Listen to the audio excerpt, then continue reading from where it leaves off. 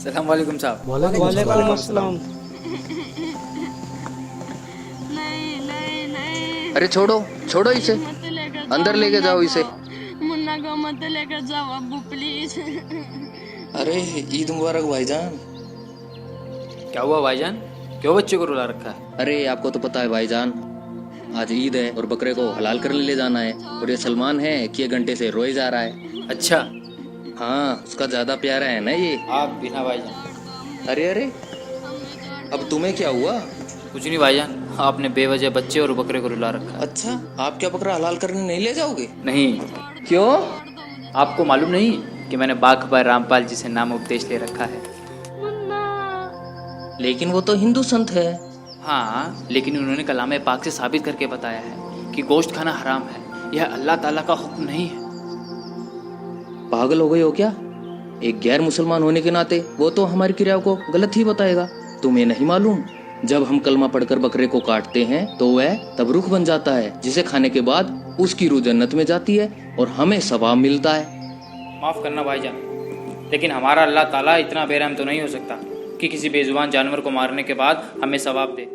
अब्दुल ये कैसी बातें कर रहा है तू? तो सही तो कह रहा हूँ भाईजान। यदि कलमा पढ़ते हुए बकरे की गर्दन काटने के बाद उसकी रूह जन्नत में जाती तो क्यों न हम अपनी और अपने बच्चों की गर्दन भी कलमा पढ़ते हुए कटवा देते, क्योंकि कहीं ना कहीं हमारा मकसद भी तो जन्नत में जाना है। ये क्या बकवास कर रहे हो तुम? देखो सबीर भाईजान, हम हर साल ईद के दिन इन मौलाना और काजियों के बहकावे में आकर ना जाने कितने बेजुबानों का कत्ल कर देते हैं और गुनाह के भागीदार हो जाते हैं। क्या हुआ समीर? देखो ना भाईजान, ये अब्दुल क्या बोले जा रहा है। कह रहा है गोश्त खाना हराम है। अबे पागल हो गया क्या अब्दुल? सही कहते हो भाईजान, जब तक मुझे कुरान शरीफ का इल्म नहीं था ना, तब तक मैं पागल ही था। तेरे कहने का मतलब क्या है? लगता है तू भूल गया है, तू एक मुसलमान की औलाद है। अब्दुल तुझे किसी ने बहकाया है, मैं अभी मौलाना साहब को बुला के लाता हूँ। भाईजान मुझे तो लगता है काफिर हो गया है। सही कह रहे हो भाईजान। माफ़ करना भाईजान, लेकिन ये जो हिंदू मुस्लिम की दीवार है ना, यही हमें अल्लाह ताला से लग रखे हुए है। बाघ रामपाल जी कहते हैं कि जीव हमारी जाति है और मानव धर्म हमारा। हिंदू मुस्लिम सिख ईसाई धर्म नहीं कोई न्यारा। बकवास बंद कर अपनी, मजहब छोड़ के काफिर हो गया है तू। नहीं भाईजान, मैंने अपना मजहब नहीं छोड़ा है। हाँ, मेरे मजहब में जो गलत चीज़ें थी, जो गलत इबादत थी, वो मैंने छोड़ दी है। बेटा, तुम्हें मजहब के बारे में किसी ने गलत बताया है। तुम मुसलमान हो, मजहब की इज्जत करना सीखो। जनाब, मैं मुसलमान की इज्जत करता हूँ, लेकिन मुसलमान का मतलब होता है मुसल्ले ईमान, जो अपने ईमान पर रहे। और आज का मुसलमान गोश्त खाता है, तंबाकू खाता है, झूठ बोलता है और तो और मजहब के नाम पर बेजुबानों का खून तक बहा देता है। फिर बात करते हैं मजहब की। क्या यही आज का मुसलमान है? बहुत होगी तेरी बकवास। रुक, तू अभी रुक रुक। आज तो इसको छोड़ूंगा ही नहीं।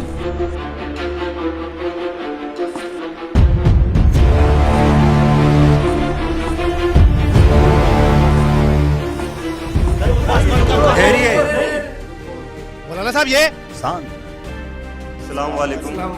वालेकुम अस्सलाम। क्या हुआ बरखुरदार, आपकी क्या मसाद है?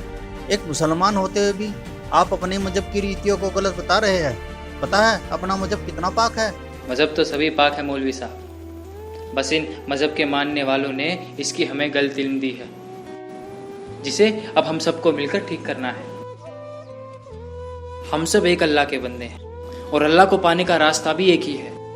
इसलिए हिंदू हो या मुसलमान, सिख हो या ईसाई, सबके सब बाखबर रामपाल जी से जुड़कर अपनी पाक किताबों का इल्म लेकर सच्चे अल्लाह की इबादत कर रहे हैं। तो क्या तुमने अपने दिन को छोड़ दिया? नहीं मौलाना साहब, शायद आप गलत समझ रहे हैं। मैंने मुसलमान दीन को नहीं, बल्कि मुसलमान दीन में जो फैला हुआ अजाब है उसको छोड़ा है। मौलाना साहब ये कहता है बेजुबानों का कत्ल क्यों करते हो और गोश्त खाना हराम है। अरे काफिर, यह अल्लाह का हुक्म है। नहीं मौलाना साहब, गोश्त खाना अल्लाह का हुक्म नहीं है, बल्कि चुप कर अब्दुल, बंद कर अपनी बकवास। नहीं भाईजान, अब बात शुरू हो गई है तो उसे क्लियर करना भी जरूरी है। मौलाना साहब, अल्लाह ताला ने 6 दिन में कायनात बनाई और 7वें दिन जाकर तख्त पर बैठ गए। मतलब कि अल्लाह ताला को जो हिसाब बनाना था उन्होंने वो 6 दिन में बनाया, 7वें दिन जाकर तख्त पर बैठ गए। मतलब कि उसके बाद के जितने भी हुक्म हैं वो अल्लाह ताला के नहीं हैं, बल्कि वो शैतान के हुक्म हैं। और दूसरी तरफ हम मोहम्मद साहिब जी और उनकी उस टाइम की 1,80,000 अंबियाओं को देख सकते हैं। ना तो उन्होंने कभी मांस छुआ है और ना ही उन्होंने किसी को कहा है तुम मांस खाओ। लेकिन कुरान में कुर्बानी का जिक्र है। वही तो मैं बताना चाह रहा हूँ मौलाना साहब, वो जो बात के हुक्म हैं वो अल्लाह ताला के नहीं हैं, बल्कि शैतान के हैं। क्योंकि कुरान से पहले 3 आसमानी किताबें और उतरी थी, जंबूर, तौरात और इंजिल। उनमें कहीं भी गोश्त खाने का जिक्र नहीं है। आप बेशक मुझे मार देना, लेकिन मेरी बात पर गौर फरमाना। जैसे हमें हमारे मजहब के ठेकेदार आज तक बताते आए हैं कि अल्लाह बेचून है, निराकार है, लेकिन हमारे कलाम पाक में लिखा है कि उस अल्लाह ताला ने 6 दिन में पूरी कायनात बनाई और 7वें दिन जाकर तख्त पर जा विराजे। इसका मतलब क्या है? इसका मतलब साफ ये है कि अल्लाह ताला का आकार है, वो किसी आकार में है, जब भी तो जाके तख्त पे विराजेंगे। विचार करो मौलवी साहब, विचार करो। जी, वो अल्लाह ताला कबीर है। सूरत फुरकान 25 आयत नंबर 52-64 में देखना आप।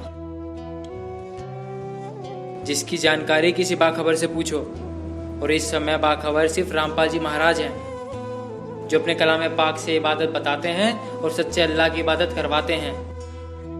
आप सब मेरे पे बेशक गुस्सा हो जाइए, लेकिन आप सबको पता है रामपाल जी महाराज से जुड़ने से पहले मेरी क्या हालत थी और आज मैं कहाँ हूँ। जब तक मेरे सवाब का दौर चला मुझे सुख हुआ, जिससे मुझे लगा मैं जो भी इबादत कर रहा हूँ वो बिल्कुल ठीक है।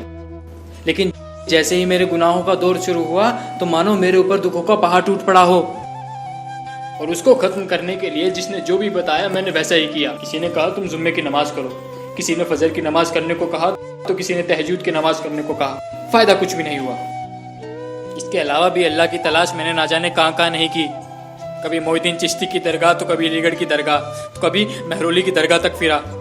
40 दिन के जमात तक निकाले, लेकिन कोई फायदा नहीं हुआ, क्योंकि मजहब के ठेकेदारों ने जो हमें इबादत बताई थी वो सारी गलत थी। लेकिन आज समाज पढ़ा लिखा है, अब उनकी दाल नहीं गलती।